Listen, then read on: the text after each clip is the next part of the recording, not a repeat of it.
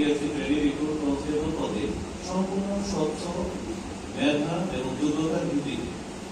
এই প্রক্রিয়াটি শুরু হয়েছিল আগস্ট মাসে 13, 14, 15 তারিখে ছিল ফিজিক্যাল এবিলিটি টেস্ট, যেটাকে আমরা পিইটি পরীক্ষা বলি। তারপর ছিল লিখিত পরীক্ষা, পরবর্তীতে লিখিত পরীক্ষা শেষে আমরা মনস্তাত্ত্বিক পরীক্ষা, ভাইভা পরীক্ষা নিলাম আজকে, এবং আজকে আমরা রেজাল্ট দিচ্ছি।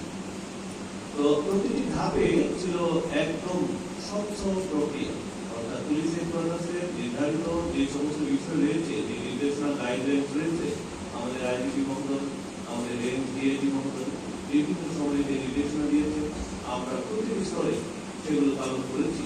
এবং এই প্রক্রিয়াটিকে কেউ যেন প্রশ্নবিদ্ধ করতে না পারে, এই জন্য একবারে শুরু থেকে পিইটি পরীক্ষার আগে থেকে সমস্ত জেলার থানাগুলোতে আমরা মাইকিং করেছি, সোশ্যাল মিডিয়াতে আমরা বলেছি যে কোনো দালাল বা প্রতারকের পক্ষে যেন না হবে। আর এখানে যারা অপেক্ষমান রয়েছে রেজাল্ট প্রাপ্তির জন্য তাদেরকে প্রত্যেকটা ধাপে আমরা বলেছি কেউ যেন কোনো আর্থিক লেনদেন না করে। তারপরেও আমরা গতকাল একজন প্রতারককে আমরা ধরেছি, সে বিভিন্ন আমাদের যে ইন্টেলিজেন্স রয়েছে, ডিস্ট্রিক্ট ইন্টেলিজেন্স, এটা ডিস্ট্রিক্ট ইন্টেলিজেন্সের আমাদের ডিএসপি রয়েছে, তারা একজন দক্ষিণ রয়েছে, তাকে 1 মাসের জেল দেওয়া হয় মোবাইল কোর্টের মাধ্যমে। আমরা শুধু জানতে পেরেছি, তাদের জিজ্ঞাসাবাদ করেছি, তার সাথে কথা হয়েছে, পরবর্তীতে আমরা মোবাইল কোর্ট পরিচালনা করি এবং তারা 1 মাসের একটা জেল দিয়েছি। এবং কেউ কোনো ধরনের কোনো আর্থিক ভাবে যেন জড়িত না থাকে, প্রত্যেক প্রার্থীকে আমরা বলেছি আপনারা কেউ যদি 1 টাকা চায় আপনারা কোনো অবস্থাতে দিবেন। আমরা মনে করি আমাদের জায়গা থেকে যে বাংলাদেশ পুলিশ বাহিনীতে বর্তমানে যে নিয়োগ, বাংলাদেশের যে কোনো নিয়োগের চেয়ে এটি উৎকৃষ্ট, আমি বলি যে এটা বেস্ট ওয়ার্ক।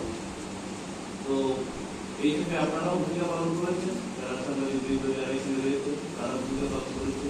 এবং আমাদের এখানে যা নিয়োগ বোর্ড রয়েছে এবং পুলিশ হেডকোয়ার্টার থেকে যে প্রতিনিধি এখানে এসেছিল, এখানে কয়েকটা প্রক্রিয়া ছিল। এই নিয়োগ বোর্ডের একটা নিয়োগ কমিটি, তার সাথে এটাকে দেখভাল করার জন্য পুলিশ হেডকোয়ার্টার্সের আইজিপির প্রতিনিধি, স্যারের প্রতিনিধি এসেছিল, রেঞ্জ ডিআইজি স্যারের প্রতিনিধি এখানে এখনো আছেন, এই নিয়োগ কমিটি আছেন।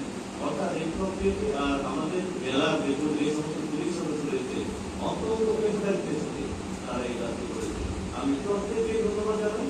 আমি ধন্যবাদ জানাই আমাদের এখানে পুলিশ সুপার, আমি তার মেধা, প্রজ্ঞা এবং কার্যক্রমের কারণে প্রত্যেকটা ধাপে আমরা দেখেছি যে নিজে যে কেউ যেন কোনো রকম ইন্ডাস্ট্রিতে শিকার না হয় সেরকম পরিমাণ কাজ তারা করেছে। আমার পার্শ্ববর্তী রয়েছে তিনি অত্যন্ত